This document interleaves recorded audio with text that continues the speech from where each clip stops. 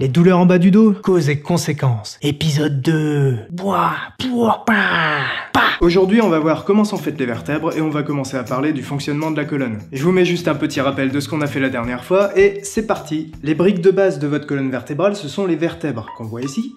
Et entre chaque vertèbre, il y a les disques intervertébraux qui servent d'amortisseurs. C'est ceux qui pètent quand on se fait une hernie discale. Vos vertèbres forment un canal dans lequel passe la moelle épinière. Elle émet des nerfs entre chaque vertèbre qu'on appelle racine nerveuse ou nerf rachidien. Rachidien, ça fait référence au rachis, qui est un autre nom pour désigner la colonne vertébrale. Ces racines nerveuses forment ensuite des nerfs qui partent dans le bassin et dans les membres inférieurs. Notez aussi qu'une bonne partie des organes abdominaux, les organes du ventre, sont innervés par les nerfs rachidiens des lombaires. C'est-à-dire qu'ils sont commandés par ces nerfs et qu'ils envoient aussi des informations au cerveau grâce aux nerfs de vos lombaires, comme par exemple des informations douloureuses. Quand vous sentez que vous avez mal au ventre, c'est par là que ça passe. Sauf que ces nerfs sont aussi responsables de la sensibilité de vos lombaires, du coup ça peut entraîner des confusions. Parfois quand un organe souffre, le cerveau interprète mal la provenance de la douleur et considère que ça vient du dos au lieu du ventre.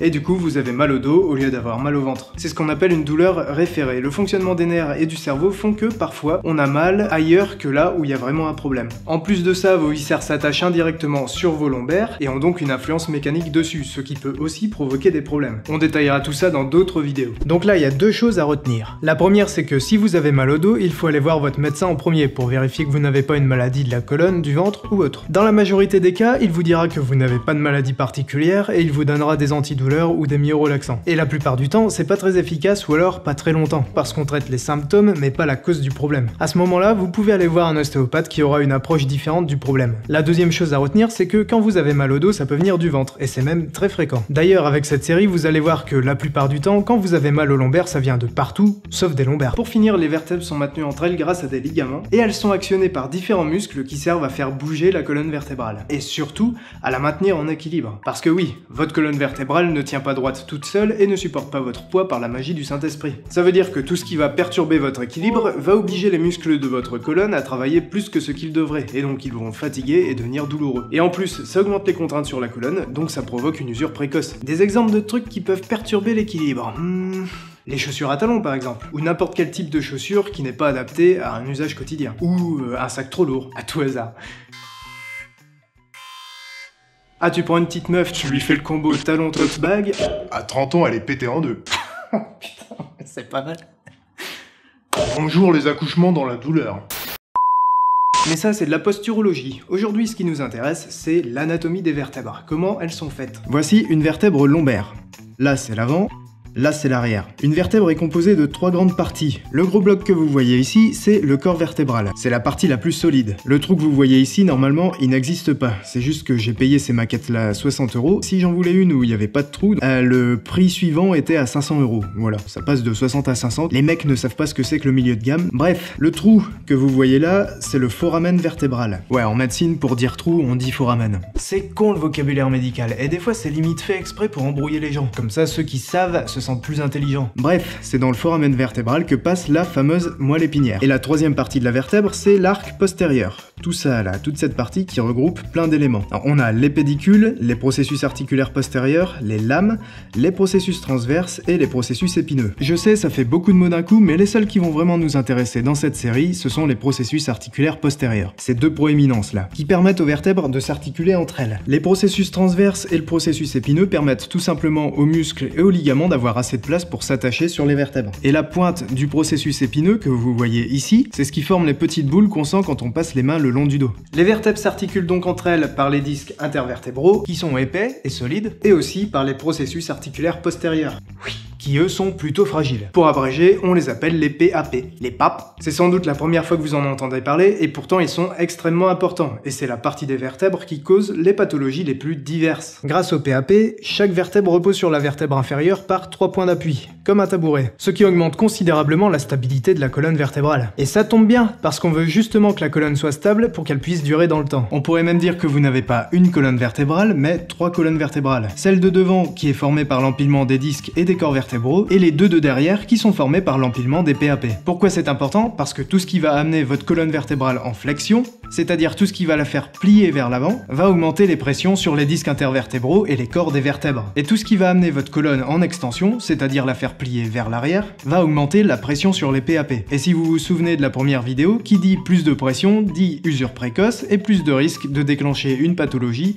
et d'avoir mal au dos. On peut même généraliser et dire que tout ce qui va perturber la position normale de votre colonne vertébrale va entraîner sur le long terme de l'usure, des adaptations posturales, des tensions musculaires et donc des douleurs. Mais c'est quoi la position normale d'une colonne vertébrale? Alors déjà, règle de base, la position normale de la colonne, c'est la position qu'elle a quand on se tient droit debout. Si à un moment vous n'êtes pas debout avec le dos droit, votre colonne n'est plus dans sa position normale. Donc, les forces qui s'exercent dessus ne sont plus réparties de manière optimale et elles s'usent plus vite. Par exemple, en ce moment, vous êtes sans doute assis pour regarder ma vidéo, donc votre colonne n'est pas dans sa position normale. Elle est probablement plutôt en flexion. Qu'est-ce qui se passe du coup? Ça augmente la pression dans vos disques intervertébraux. Si ça fait 2 heures que vous êtes assis, ça fait 2 heures que vos disques subissent une pression d'une centaine de kilos. C'est 100 kilos pour une personne de 70 kilos. Après, ça varie en fonction de votre poids. Même si vous le sentez pas. Le truc, c'est que à raison de 10 heures par jour pendant 30 ans, on finit par le sentir. De ce fait, les gens qui restent assis toute la journée, à l'école, au bureau, devant la télé, devant l'ordinateur, se retrouvent avec une hernie discale à 30 ou 40 ans. Mais c'est valable aussi pour les gens qui travaillent debout. Par exemple, les coiffeurs. Ils sont debout toute la journée, mais souvent quand vous les regardez travailler, ils se tiennent penchés vers l'avant. Dans cette position-là, chez une personne de 70 kg, c'est 200 kg de pression qui s'exerce sur les disques.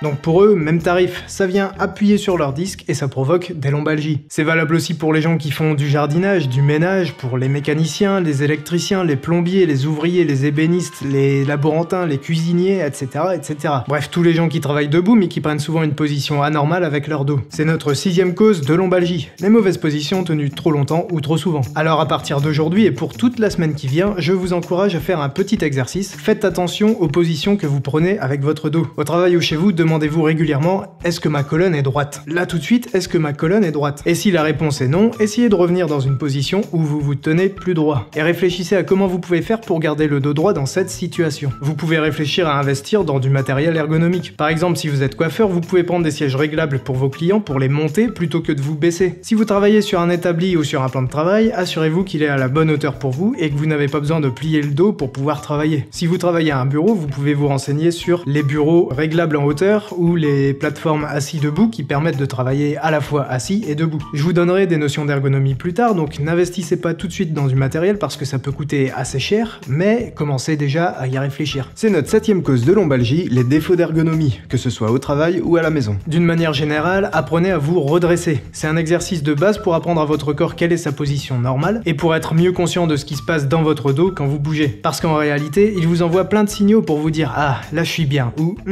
Ah, je suis pas bien là ». Sauf qu'on n'apprend pas à les écouter ou bien on n'en tient pas compte et c'est un tort qu'il faut corriger. Et ben, c'est la fin de la vidéo. Bon, je sais, l'autre coup j'avais dit que je vous parlerais des scolioses et des bossus dans cette vidéo. Mais j'ai rajouté du script et du coup ça fait beaucoup de choses à retenir pour aujourd'hui, alors on fera ça la prochaine fois. Et il y aura des travaux pratiques, promis. Escroc. Résumé, les lombalgies peuvent être dues à une souffrance de vos organes abdominaux, donc vous devez aller voir un médecin pour vous assurer que tout va bien de ce côté-là. Si le médecin ne diagnostique pas de maladie particulière, à ce moment-là, vous pouvez aller voir un ostéopathe. Vos vertèbres sont composées de 3 parties. Le corps vertébral, le foramen vertébral dans lequel passe la moelle épinière et l'arc postérieur qui protège la moelle épinière et sur lequel on trouve les PAP. Les vertèbres s'empilent à la fois grâce aux corps vertébraux et grâce aux PAP, ce qui augmente la stabilité et la solidité de la colonne. Quand vous pliez votre colonne vers l'avant, ça rajoute de la pression sur les corps vertébraux et sur les disques. Quand vous la pliez vers l'arrière, ça rajoute de la pression sur les PAP. La position dans laquelle les forces sont le mieux réparties sur la colonne, c'est quand on se tient debout, le dos droit. Du coup, si votre colonne vertébrale est trop souvent dans une position anormale, ça rajoute des contraintes sur les disques, sur les corps vertébraux et sur les PAP. Et ça finit par déclencher des maladies. Donc d'ici la prochaine fois, essayez d'y faire attention et de comprendre quelles sont vos habitudes qui risquent de déclencher des douleurs et des pathologies de votre colonne. Et vous pouvez même les écrire en commentaire, ça pourra servir à d'autres personnes qui n'y auront pas forcément pensé. Cette vidéo m'a demandé 34 heures de travail, alors si ça vous a plu, pouce bleu, si vous en voulez plus, abonnez-vous, et si vous voulez me soutenir encore plus loin, j'ai un Tipeee pour ça juste là.